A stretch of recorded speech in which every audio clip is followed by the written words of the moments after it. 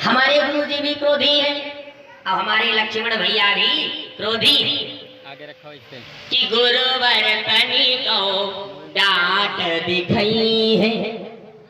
हमारे भैया लक्ष्मण से कोई गलती हो जाएगी। ये भैया बाबूराम कश्यप भैया जी ने 11 मुद्राओं का दान किया है, बहुत बहुत धन्यवाद है भैया। गुरु जी लक्ष्मण जी को डांटेंगे। ये भैया भगवान जी ने 11 मुद्राओं का दान किया, भैया बहुत बहुत धन्यवाद है। अब हमारे भैया लक्ष्मण को आवेगी गुस्सा, वो तो धनुष उठावेंगे। आपस में गुरु और शिष्य में झगड़ा हो सकता है कि गुरुवर तनी को डांट दिखाई है, लक्ष्मण तुरंत ही धनुष उठाई है। गुरु शिष्य मां झगड़ा हुई जाए, इसीलिए भगवान राम ने सोचा अकेले नहीं जाना ठीक है, लक्ष्मण को अपने साथ में ले जाना ठीक रहेगा। अच्छा चलो, तो फिर लक्ष्मण जी को अकेले फूल लेने के लिए भेज देते और राम जी गुरु जी की सेवा में रहते। ये भी तो हो सकता था, लक्ष्मण जी अकेले चले जाते और पूजा भर को फूल ले आते। लेकिन राम जी ने यह भी उचित नहीं समझा कि अगर मैंने अपने भैया लक्ष्मण को पूजा के लिए फूल लाने के लिए अकेले भेज दिया तो सुबह का वक्त है, वहां तो बहुत दूर दूर से राजा लोग आए हुए हैं। सुबह सुबह कुछ राजा लोग तो डोल डाल के लिए गए होंगे, लेटरिन करने के लिए गए होंगे, कोई टहलने के लिए गए होंगे और लक्ष्मण भैया वहां फूल तोड़ने के लिए गए होंगे। कोई आपस में कहा सुनी हो जाए, बातचीत हो जाए, झगड़ा हो जाएगा तो जनक महाराज को क्या जवाब देंगे? जनक जी कहेंगे देखो तो बुलाया भी नहीं। जनक महाराज ने सब जगह निमंत्रण दिया था लेकिन अयोध्या को निमंत्रण नहीं दिया। राम जी गुरु जी के साथ में गुरु के निमंत्रण में गए थे, बाकी उनका कोई निजी निमंत्रण नहीं था। ये हमारे भैया चचा जी नीतीश मिश्रा सिमरई निवासी 51 मुद्राओं का दान किया है, बहुत बहुत धन्यवाद है। भगवान की कृपा बनी रहे। तो इसीलिए भगवान राम ने सोचा इस समय लक्ष्मण जी को अकेले भेजना ठीक नहीं है, निमंत्रण भी नहीं है, बिना बुलाए आए हैं। जनक महाराज ने देश देश के राजाओं को आमंत्रण निमंत्रण पहुंचाया है, लेकिन दशरथ जी को नहीं बुलाया है। क्यों नहीं बुलाया है? कोई रंजिश नहीं, कोई झगड़ा नहीं, प्रेम व्यवहार है, लेकिन फिर भी नहीं बुलाया। क्यों नहीं बुलाया? इसलिए नहीं बुलाया, डरते थे। इसलिए डरते थे, महाराज जनक ने एक बार एक बगीचा, यही पुष्प वाटिका जिसमें भगवान फूल लेने के लिए जा रहे हैं, इसी बगीचे को जब लगवाया तो जितने पेड़ लगवाए वो सब पेड़ सूख गए, उनमें कोई भी हरा भरापन नहीं आया, सबके सब सूख गए। तो जनक महाराज ने ब्राह्मणों से पूछा, ये बताओ ये फूल के पेड़ कैसे हरे भरे होंगे, क्या करना चाहिए? तो ब्राह्मणों ने बताया, सुनो, अगर कोई 7 जन्म की पतिव्रता स्त्री तुम्हारे बगीचे में जल डाल दे तो तुम्हारे यहाँ की ये पेड़ सब के सब हरे भरे हो जाएंगे, तुम्हारा यहाँ का ये सरोवर जल से परिपूर्ण हो जाएगा। तो जनक महाराज घर में आए, आकर के अपनी पत्नी से कहा, ये भैया रामू कश्यप ने 20 मुद्राओं का दान किया है, बहुत बहुत धन्यवाद है भैया। आकर के अपनी धर्म पत्नी से कहा, महारानी जी से कहा, क्या तुम 7 जन्म की पतिव्रता हो? तो उन्होंने कहा नहीं महाराज, मना कर दिया। महाराज जनक ने निमंत्रण छपवाए और प्रत्येक पृथ्वी के जितने राजा थे छोटे बड़े सबके यहाँ निमंत्रण पहुंचाया।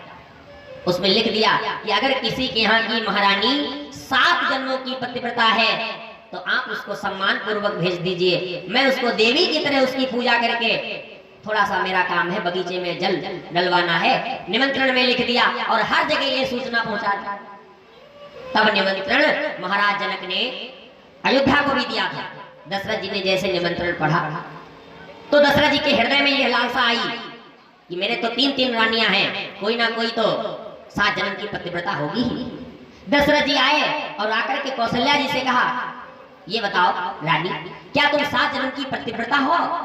तो कौशल्या जी ने कहा, महाराज हम 3 जन्मों की बात बता सकती हूँ, इससे ज्यादा मुझे कुछ नहीं आता। दशरथ जी ने कैकेयी सुमित्रा से कहा, तो सुमित्रा जी ने कहा, सुनो हम 2 जन्म की पतिव्रता, 2 जन्म की बात बता सकती हूँ, 2 जन्म का पता है, उसका नहीं, उससे पीछे का नहीं पता। कैकेयी से पूछा तो कैकेयी ने कहा, महाराज हम इसी जन्म की बात जानती हूँ और इससे पीछे की मुझे कुछ नहीं पता। दशरथ जी बड़ा उदास हो गए कि बताओ 3 रानियां, अगर आज एक भी रानी मेरी 7 जन्म की पतिव्रता होती तो सब राजाओं के मध्य मेरा नाम पैदा हो जाता कि दशरथ जी के यहाँ की महारानी 7 जन्म की पतिव्रता है। दशरथ जी बड़ा उदास। आज सवेरा हुआ, एक अयोध्या में जमादारिन थी। वो सुबह सुबह जब अपना काम करने के लिए घर के बाहर निकलती थी तो काम बाद में करती थी, पहले महाराज दशरथ के वो दर्शन करती थी। क्यों दर्शन करती थी? क्योंकि राजा के अंदर ईश्वर का अंश होता है। जो न्याय करता है उसको कहते हैं न्यायाधीश। ईश माने होता है ईश्वर। तो वो सोचती थी हमारे यहाँ के महाराज हैं, सुबह सुबह इनके दर्शन करेंगे और उसके बाद में अपना काम करेंगे। तो वो जमादारी अपना झाड़ू और सब लेकर के सफाई करने के लिए घर से निकली। महाराज दशरथ के महल के आगे पहुंची। अरे अभी तक देखा महाराज दशरथ उठे नहीं। तो उसने किसी से पूछा, ये बताओ इतनी देर हो गई महाराज दशरथ उठे क्यों नहीं? तो किसी ने बताया उठे क्यों नहीं, क्या बतावें, 7 जन्म की पतिव्रता कोई अगर होती तो महाराज दशरथ बहुत प्रसन्न हो जाते और उसको रानी की तरह सजा करके अपने यहाँ से भेजते। तो उस जमादारी ने कहा सुनो, तो इसमें उदास होने की क्या बात है मेरे होते हुए? 7 क्या, हम तो 700 जन्म पीछे की बात बता दूंगी। बुलाओ महाराज दशरथ को। दशरथ जी आए। दशरथ जी बहुत प्रसन्न हुए, सुंदर डोली सजवाई और उसमें उस जमादारी को रानी की तरह सजवाया और कहा जाओ जनक महाराज के यहाँ के लिए विदा दिला। अब वो पहुंच, जनक महाराज को पता नहीं। जनक महाराज ने सोचा महाराज दशरथ की ये महारानी जी आ रही होगी। जनक महाराज ने जैसे पता किया, जनक जी ने सोचा ओ बताओ 7 जन्मों की पतिव्रता इतनी बड़ी देवी आ रही हमारे यहाँ। तो जनक महाराज ने सोने का थाल, कलश, पैर धुलने के लिए आगे बढ़े।